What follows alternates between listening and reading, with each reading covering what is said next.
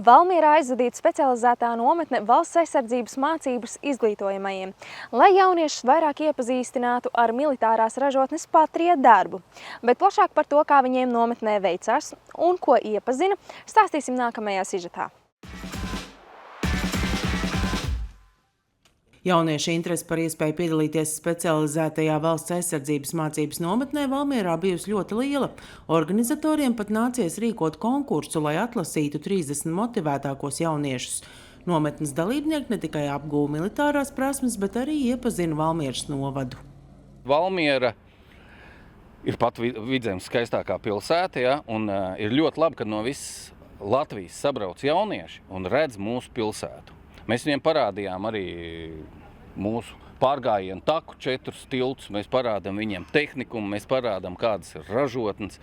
Un lai viņiem rodās priekšstats, kur tad ir tā Vidzemes skaistākā pilsēta.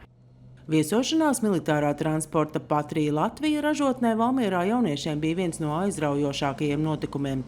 Nometnes dalībnieki uzsvēra, ka bijuši nedaudz pārsteigti, cik organizēta norises darbs rūpnīcā. Jauniešiem bija arī iespēja doties izbraucienā ar Patriju bruņotu transportieri. Mans iespējas ir ļoti patīkams gan par pašu nometni, gan par Valmieru, jo Valmiera ir ļoti skaista pilsēta.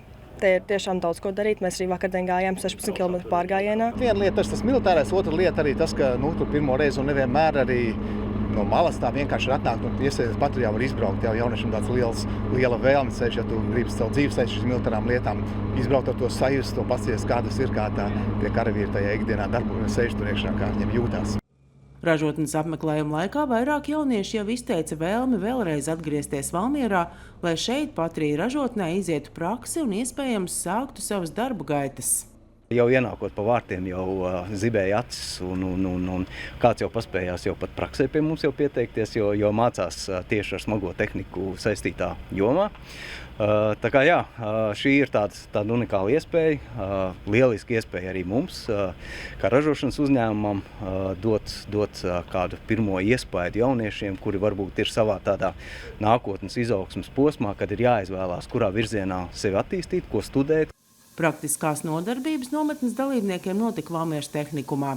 Šeit vidusskolēniem notika teoretiskās apmācības, kā arī bija iespēja pašiem zīmēt 3D modelēšanas skices un strādāt ar īstu bruņu tēraudu. Svarīgi saprast, ka tās militārists nav tikai tas, kurš skrien pa mežu, bet tā ir jau vesela industrija, ražošana, zinātne par materiāliem, par iekārtām, fizika, matemātika un tā tālāk, ķīmija. Es zināju, ka es noteikti vēlos aizbraukt uz kādu nometni, un tad Patrija man likās tāda pati interesantākā, jo es jau jaunsardzēju 5 gadus, un tad šis bija kaut kas jauns, manuprāt. Tā.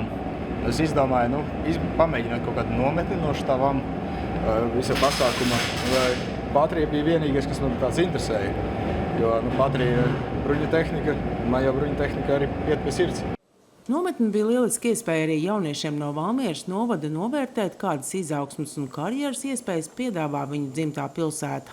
Viņiem šeit ir iespēja redzēt, ko māca Valmieras tehnikums. Tā ir ļoti laba iespēja viņiem pateikt brāļiem, māsām, kad šeit ir tiešām forši apstākļi. Šis tiešām, man liekas, nevis man liekas, bet šis ir Vidzemes pats labākais tehnikums. Šāda nometne Valmierā notika pateicoties trīspusējai sadarbībai starp Jaunsardzes centru, Valmieras tehnikumu un ražotni Patrija. Plānots, ka nākamgad valsts aizsardzības mācības izglītojumiem Valmierā notiks līdzīga nometne.